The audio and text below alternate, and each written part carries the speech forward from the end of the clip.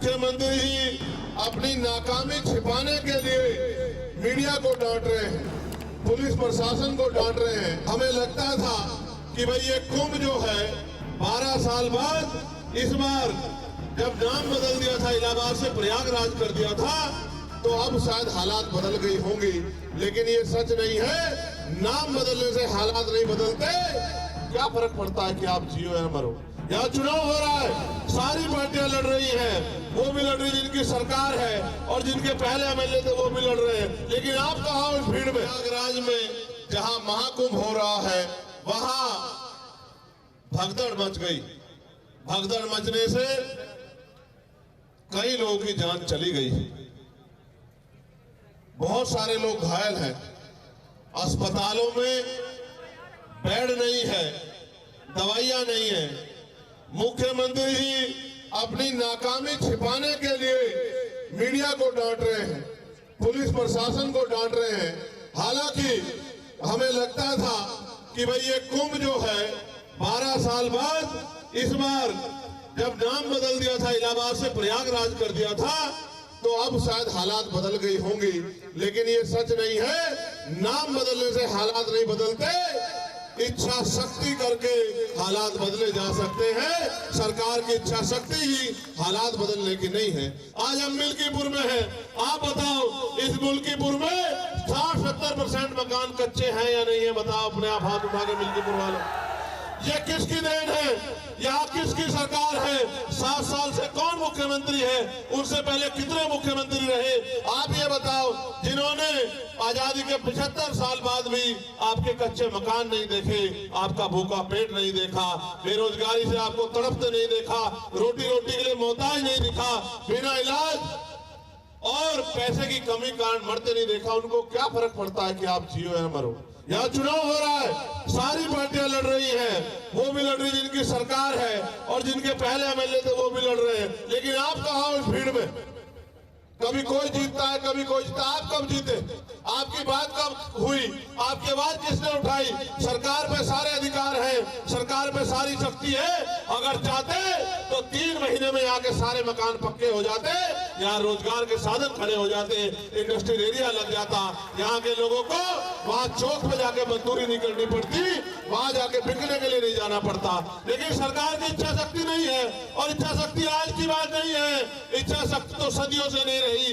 अगर सदियों से इच्छा शक्ति रही होती तो इस देश में बाबा साहब अम्बेडकर को अपनी पार्टी नहीं बनानी पड़ती। इस देश में तमाम पार्टियों के होते, बाबा साहब अम्बेडकर ने अपनी पार्टी बनाई और पार्टी बना के समाज को संदेश दिया कि जिनका दल होता है उनमें बल होता है, और जिनमें बल होता है उनकी समस्याओं का हल होता है। अगर आप अपनी समस्या का हल चाहते हैं तो आपको अपना दल और अपना बल बनाना पड़ेगा।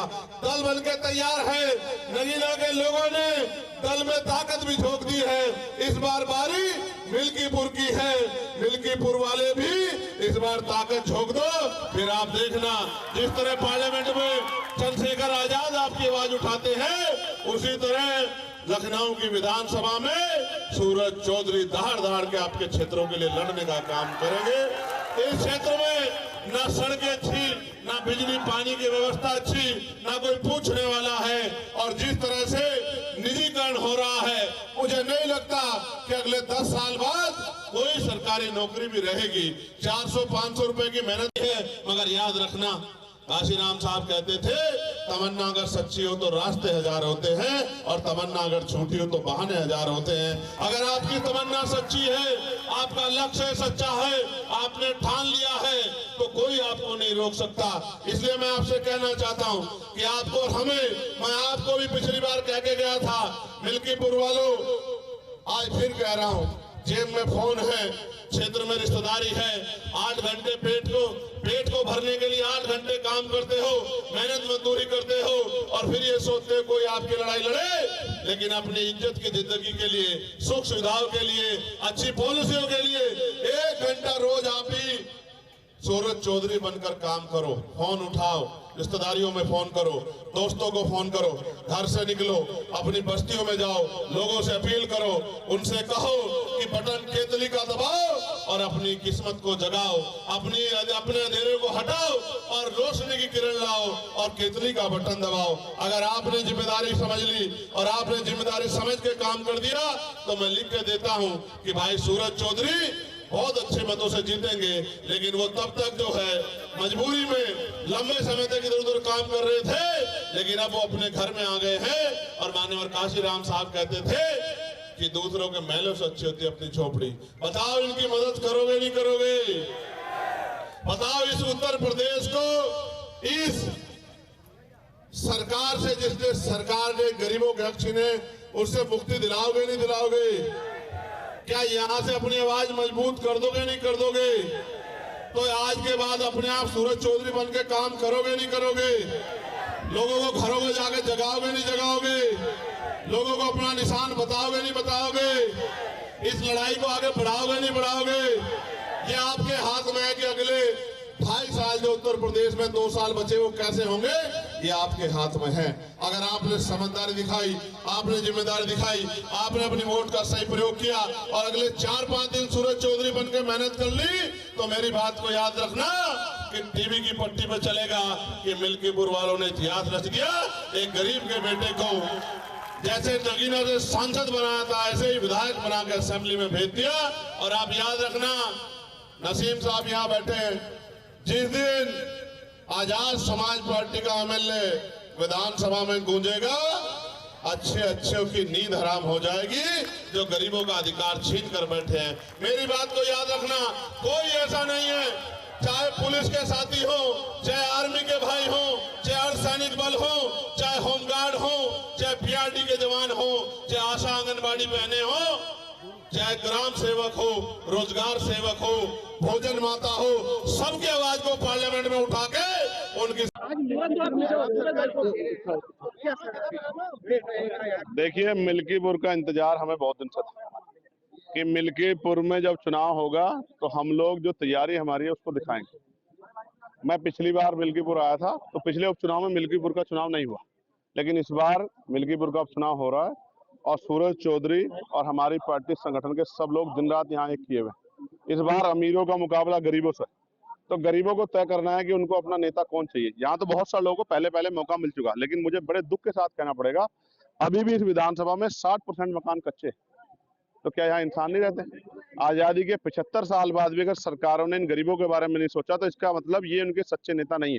इनका सच्चा नेता अगर कोई यहाँ है तो वो सूरज चौधरी है, जिसको इस बात की तकलीफ है, जो चाहता है कि इन गरीबों को इन समस्या से निजात मिले। यहाँ रोजगार की समस्या है, रोजगार के लिए दूसरे जिलों में जाना पड़ता है, कोई पूछने वाला नहीं है। भारत एक ऐसा देश है, दुनिया में जानवर बिकते हैं, यहाँ इंसान भी बिकता है। सुबह के समय गरीब लोग जाते हैं बिकने के लिए, कोई 400 रुपए में, कोई 500 में खरीद के ले जाता है। ये कब बंद होगा?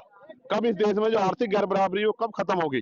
10% लोग 72% साधनों पे कब्जा करके बैठे और 90% लोग जो हैं वो 28% साधनों से अपना गुजर बसर कर रहे हैं। ये कब बंद होगा? इसके लिए एक इच्छा शक्ति की जरूरत है।